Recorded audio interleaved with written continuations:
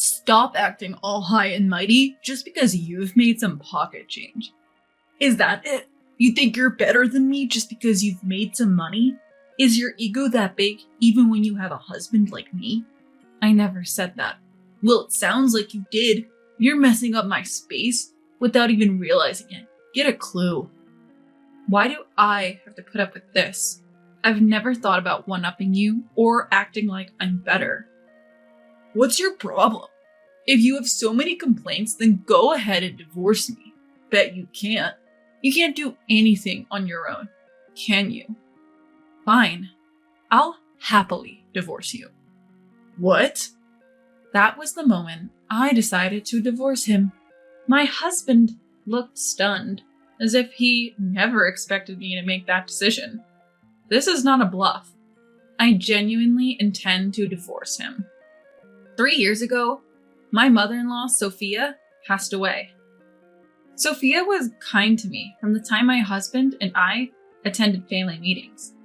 I remember her always calling out to me, "Ava, Ava," showing concern and taking care of me. We had a good relationship until she got sick and passed away. When Sophia died, I was devastated. She was such a bright spirit. It's hard to find someone like her. I was extremely sad, but my father-in-law, Ethan, seemed unfazed. Ethan has been wheelchair-bound due to a work injury. While Sophia was alive, she would take care of Ethan every day, enduring his complaints. He would constantly gripe, even though Sophia took care of him. Watching them, I often felt angry at Ethan. How could he be so arrogant when he can't even do anything on his own? But Sophia never lost her temper and humbly obeyed Ethan's rants. One day, I asked Sophia, "Why don't you ever get mad, Sophia? If it were me, I'd tell him to stop complaining, since I'm the one helping him. But you're always smiling, even when Ethan nags you." I was really curious about that. Looking back, it might have been an inappropriate question, but I couldn't help wondering. Sophia answered my question with a smile. "Long ago, Ethan, his mother, and I used to live together. His mom had a unique personality. If Ethan tried to help me, she'd say, 'A man shouldn't be doing that.' So Ethan got used to not doing anything, and has been like that ever since." And you don't get mad? If yelling solved problems, life would be so much easier for me too. The talking doesn't do much. So I've given up on that. We're the type of couple that, well, I wouldn't call it love, maybe companionship. We're not looking to divorce, and we're both doing our own things. So maybe this is what works for us. But it can get lonely, you know? If our son ever says something weird, come to me. I'll be there in a heartbeat." "Thank you," I said, just before Sophia passed away. After that, it was natural for Ethan to move in with us. I remember feeling nervous about the whole situation. Up to that point, it was Sophia who took care of Ethan.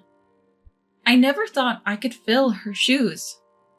Feeling anxious, the move-in day approached. I did consult my husband about my worries.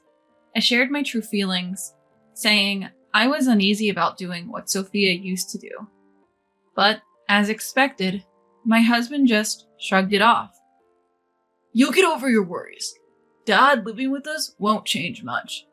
My husband was far from empathetic and didn't understand what this cohabitation meant at all.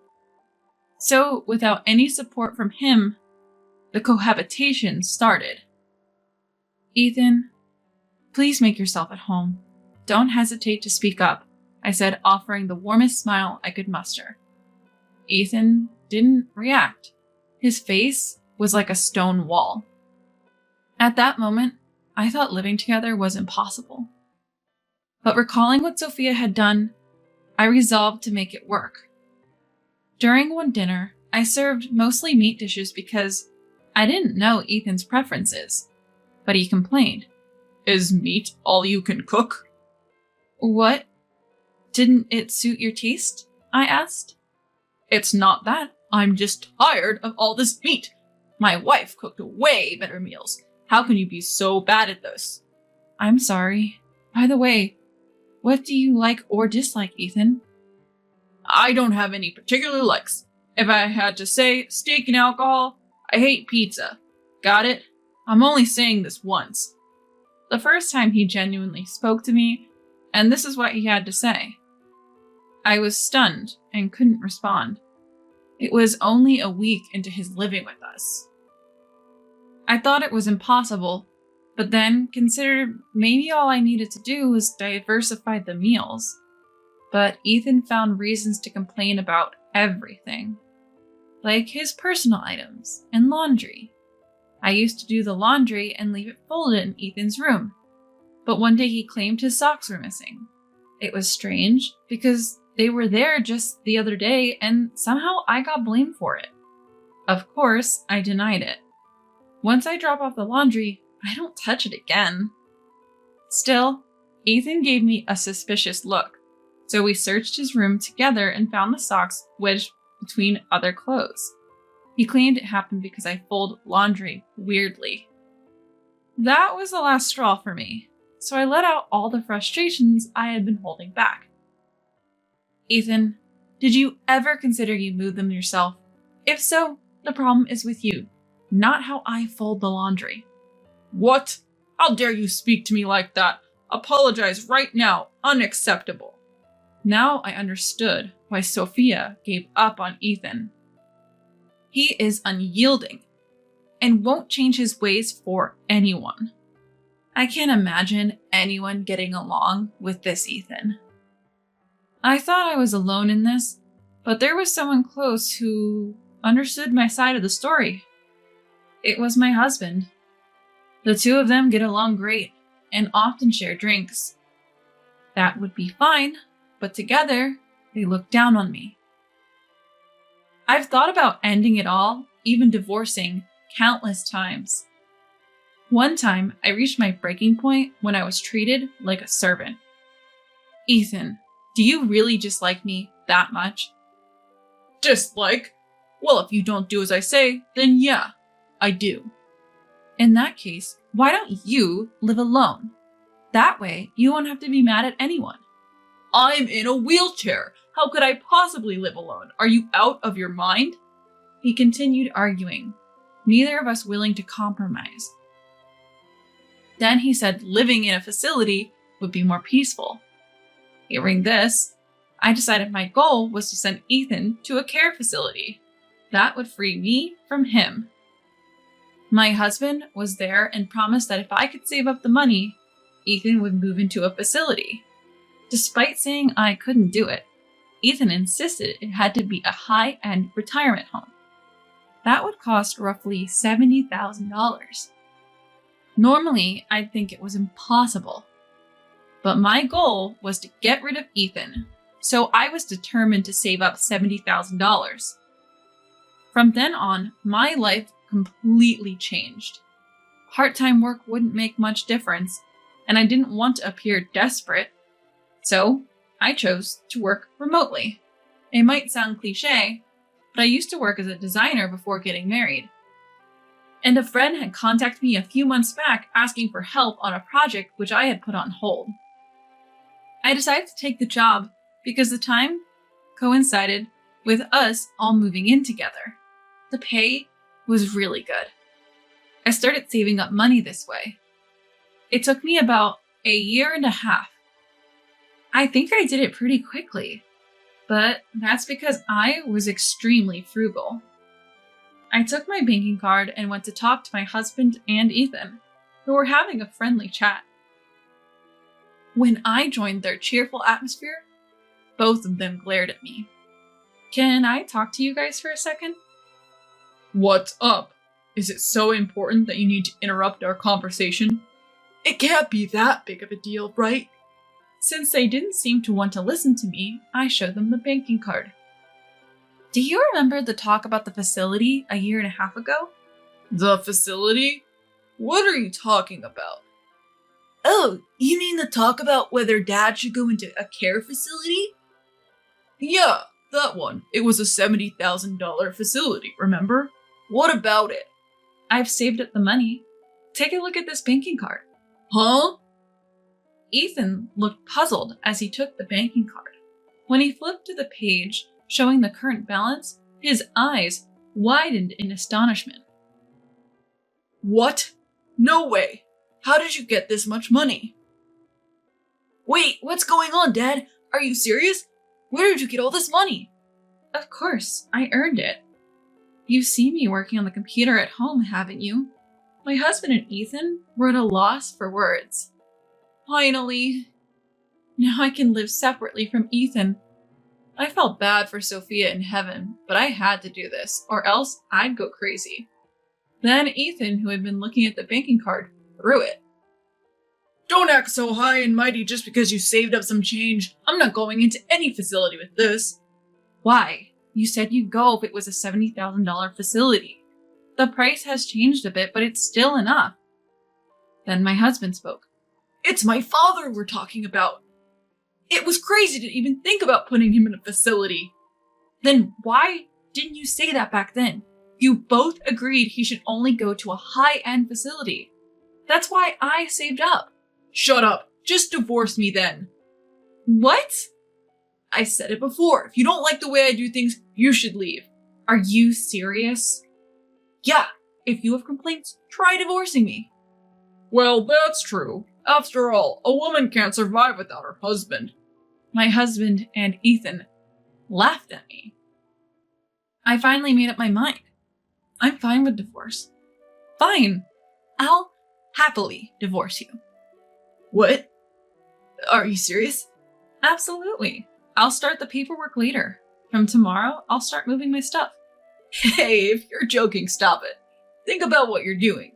You can't make it on your own. Why not? I managed to save up $70,000 in a year and a half. What exactly can't I do on my own? Well, I used to let my husband take the lead when it came to money. But now, I'm the one who's significantly ahead. Far from being dependent, I'm the one who can support us now. So, I'll leave you to think about this. Come up with an answer, okay? Bye for now.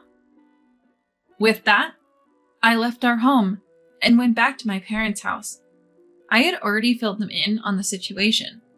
I told them about the frequent argument with Ethan and how moving his dad into a care facility might change things.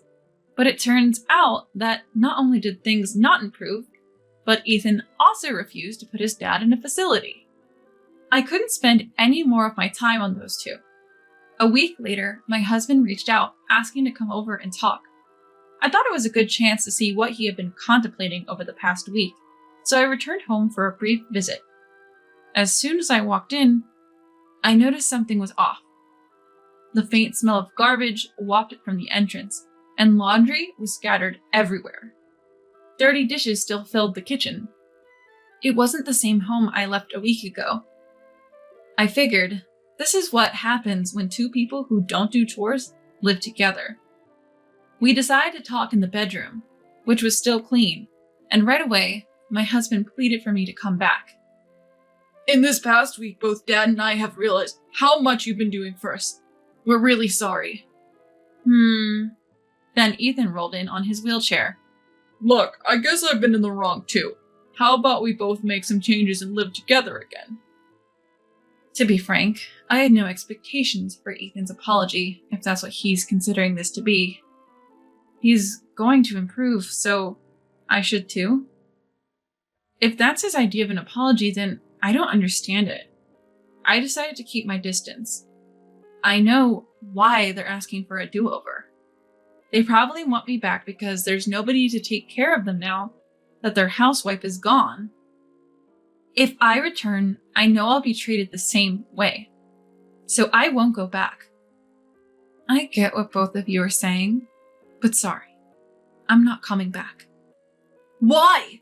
We're apologizing. Isn't that enough? Seriously, We're even bowing our heads here. What more do you want? Oh, Dad, don't say that. See? That's the attitude I'm talking about. Ethan, is this your idea of an apology? It's the same as always. So I assumed you didn't reflect on anything. What? So you just want me to take care of the house because you can't, right? You can't handle Ethan, so you'd rather leave it all to me and go off doing whatever you want? You even considered putting him in a facility and you dare say, he's my dad, you know? Maybe you should refrain from making such reckless statements without understanding the reality. Ugh. Having said my piece, I handed the divorce papers to my husband. Whoa, are you serious about this? I've told you, yes. I'm serious. You were the one who said, if you have complaints, then let's get divorced, right? Well, I have a lot of complaints about you too, so I've decided to get a divorce. Do you understand now? Unable to take back his words, my husband was silenced. Don't ever think that being the breadwinner puts you in a position of power. It's true, housewives do depend on their husband's earnings, but at the same time, you're able to work because the housewife takes care of every aspect of your life. If you don't get that, maybe you two would be better off single. Poor Sophia up in heaven must be feeling sorry for you. Bye now, you two incompetents. And so, the issue came to a close.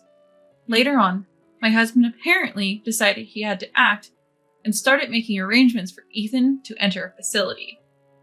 Ethan strongly opposed the decision, leading to a big fight between him and his dad.